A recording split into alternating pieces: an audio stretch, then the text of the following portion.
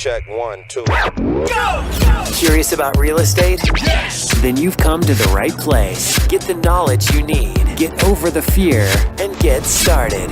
This is the Michael Quarles Real Estate Show with your host, Michael Quarles.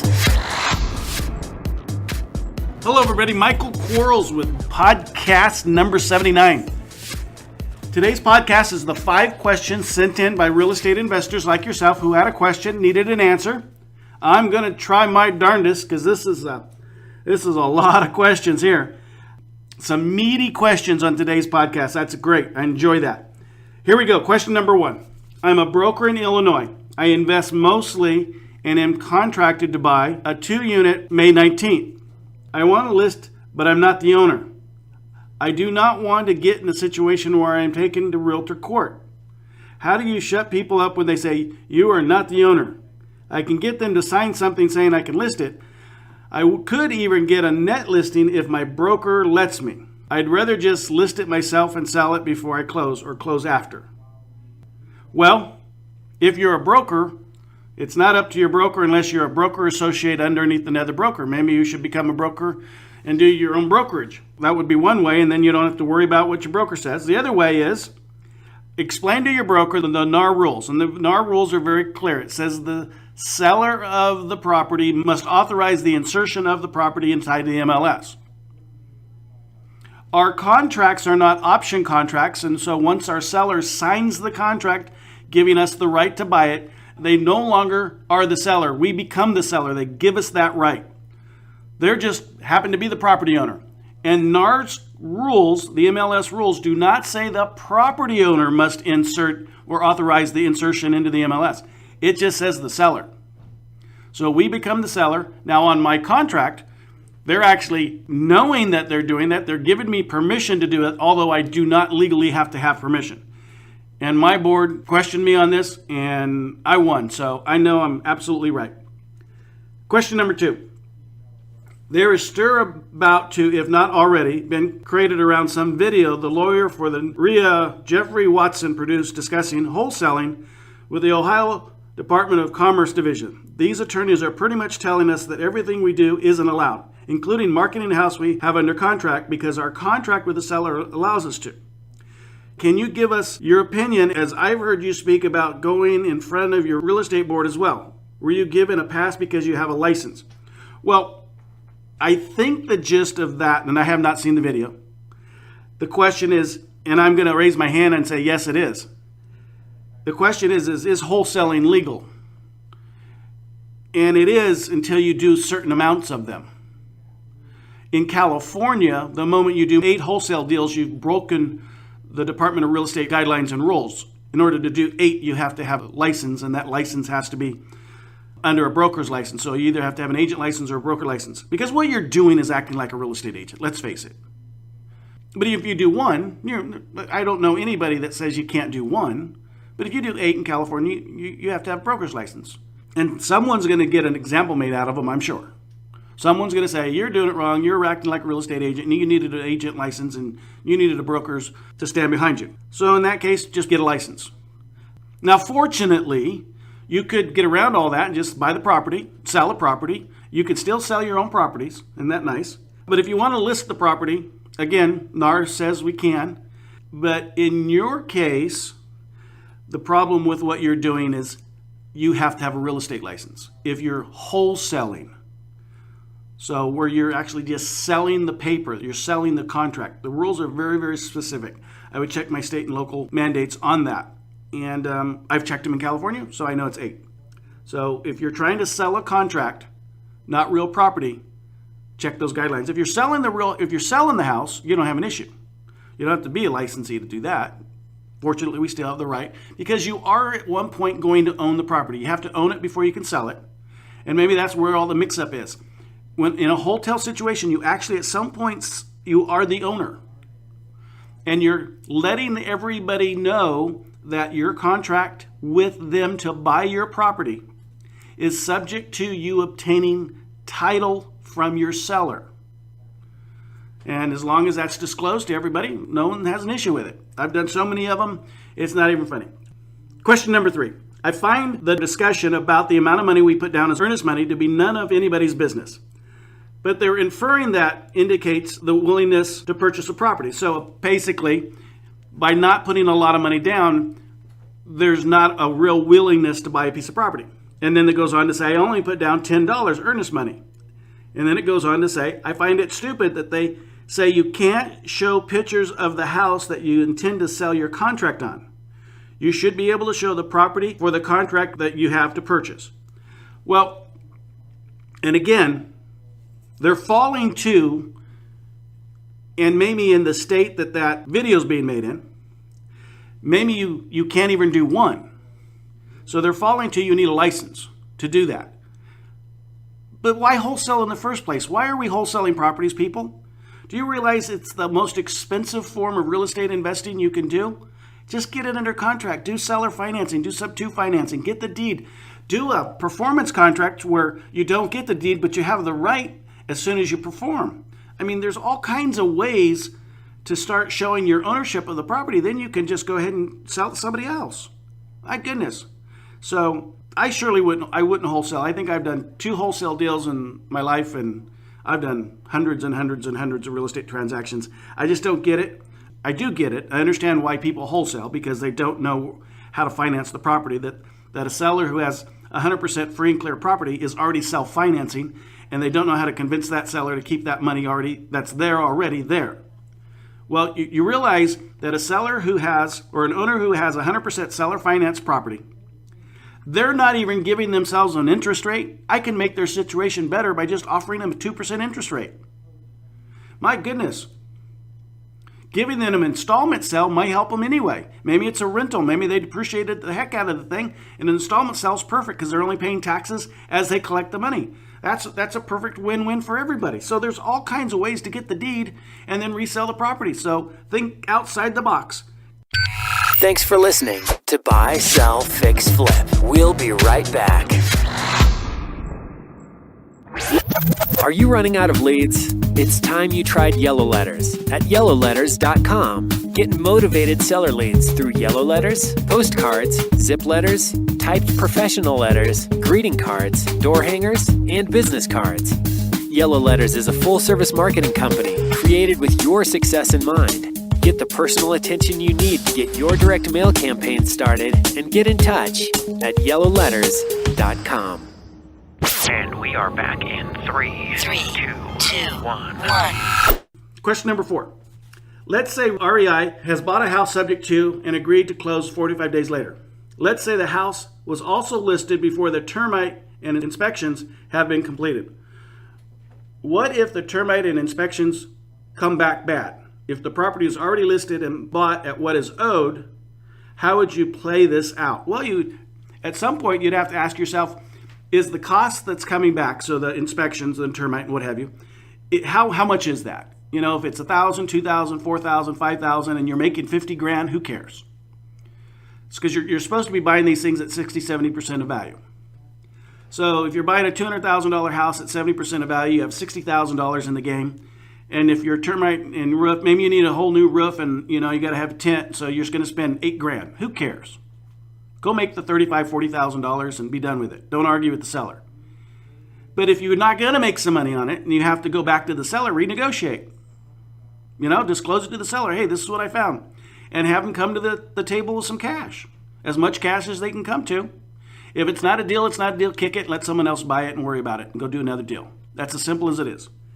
Question number 5. I know we want to disclose to everyone involved what's going on. What will the attorney or title company say to or disclose to the mortgage company when we execute or finalize the paperwork on a sub-2 deal?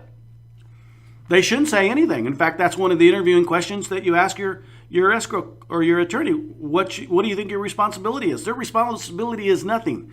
The mortgage company is not a party to the transaction. The only two parties to the transaction, unless it's a short sale and the lender is then becoming a party to the transaction. But in most cases, that's not the case. So the only two parties that are part of the transaction are the buyer and the seller. The contract doesn't call for the closing companies to notify anybody. I'm asking the closing company to notify the lender by getting a beneficiary statement. That's a payoff. I'm not asking him to get a beneficiary statement as if I refinanced it. I want a beneficiary statement as if I bought it, as I paid off that mortgage, that it's changing hands. That's all I want to do. And any legitimate lender should know what that means. That means title's going to change. But you know what? I'm going to get insurance on the property, send that to him as well. I'm going to send him mortgage payments in my name as well. And I'm going to record the grant deed, and it's going to show that the transaction's been taking place. And so I'm noticing the lender 4 different ways, and I don't care. But if you have a closing company or closing escrow officer that just, is just a pain in the you-know-where, find another one. Find one that's more willing to do what you need them to do. We're not doing anything unethical. We're not doing anything illegal. So fall forward. Buy some houses. Guys and gals, I want you to know, I really enjoy these things.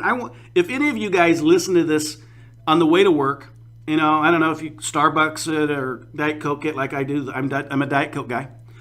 If on the way to work you're sipping your coffee and you're listening to Mike, I want you to know, and you haven't bought a house yet, will you start, please? Man, this life is going to set you free. Is it easy? No. Life's not easy, okay? Those people that have things, unless dad and mom gave it to them, and then still probably wasn't easy, life's not easy. There's challenges, but you can do it. Here's how I know you're qualified to do it. You have interest already in doing it because you're listening to real estate podcasts. And I bet you're either a guy or a girl, okay? So you're one of those 2 things. You're either short, you're tall, you're skinny, you're fat, you're something. I bet you're one of those. And as long as that's who you are, then you can do it. Just start buying houses, okay? Man, change your life, change your children's lives, change your wife's life, change your husband's life, change the people around you that loves you's life. Become this guerrilla real estate investor because you want to do it. If you're listening to these podcasts, you want to do it. Now go out and do it. Don't stop waiting to do it, okay? It's like looking at the gym but never going into the door. Okay, well, why? Okay? Buy houses. It's not that hard. Listen to the podcast. Call me up. You have a question. You don't even have to be a coaching student. If you have a question, send it to us. We'll answer it for you. We'll help you as much as we can. Now, I can't help everybody, for free and that kind of stuff, but because that's all I'd be doing is being down here 80,000 hours a day kind of stuff. But man, if I can help you reasonably, absolutely. Call me up if you have a question. But let's get involved in real estate. Let's do it. It's pretty simple. Here's what you do. You find a neighborhood that has houses that are probably the highest likelihood of saying, I want to sell. You send them something. You answer the phone. Or you call them back in a reasonable amount of time. You ask them a series of questions. They give you a series of answers. You take 18 pieces of paper with you when you go over there and knock on the door, because 2 contracts, at least. I take 4. You agree on a price. Is everybody going to agree to your price? No, it's not going to happen. It doesn't happen to us. Okay? And it's okay. Not everybody's going to agree with us, and that's okay. You're only looking for one. And then from one, you can build on one and take 2. And then from 2, you can build on, take 2 and get 5. But we're only looking for the first one, okay? So find an area that you think is great, that you can, whatever, and then send them something. I don't care what it is. Go down to the friggin' dollar store and get cheap invitation somethings and say, just write in them, okay? And send it to them and answer the darn phone when your phone rings. And say, buy houses. And you don't tell them you've never bought one before, but go over there and do a deal. Figure out values. There are so many services online to help you determine value for free that it's just craziness. You have no excuse. Some of you are going to say, well, I don't have any money, Mike. Well, I didn't have any money either. In fact, I had negative money when I bought my first house. I wrote a bad check. Didn't realize they were going to cash the stupid thing. I did not know when they said I needed a deposit check that they wanted to cash it. I just thought it was a check they were going to hold on to it. If they said they were going to cash it, I would have never bought my first house probably.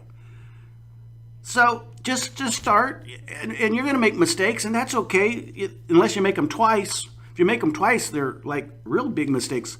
Mistakes are just learning experiences. But man, buy some houses. It is absolutely fun to give money away when you have bought enough houses that you can do that. So go do that. Go buy some houses. I want every one of you listening that hasn't bought a house to challenge yourself. Man, red and yellow business cards, they're like, for $500, they're like 20 some bucks. Go get some of those.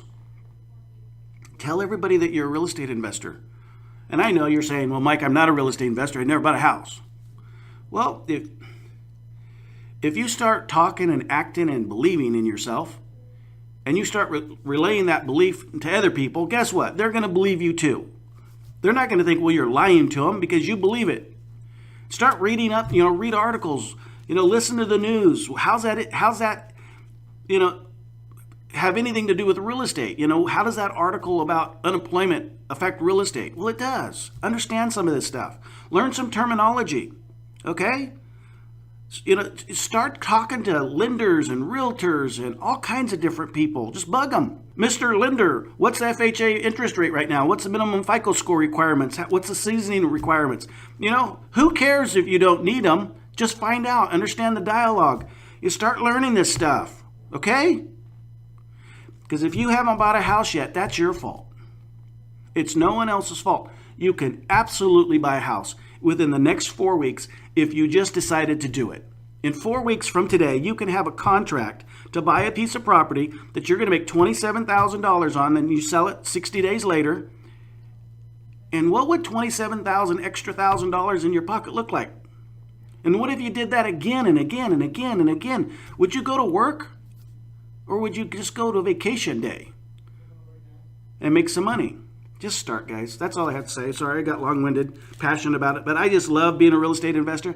I don't think that there's anything better than being a real estate investor except loving my wife and loving my children, loving my grandma, loving my dogs, even the one that just passed away, Riley, and taking care of people that need to be taken care of. I think that's about it. Real estate invest. Someone asked me, what do I do for fun? Buy houses. How can that be fun? Man, you don't know until you start buying houses. Until you start helping people that need to sell a house so bad that they cry because they're so happy when you bought their house. Man, go help those people and at the same time help yourself. That's all I got to say. Till next time. Bye-bye. Thanks for listening to the Michael Quarles Real Estate Show. Get more info and stay in touch at michaelquarles.com.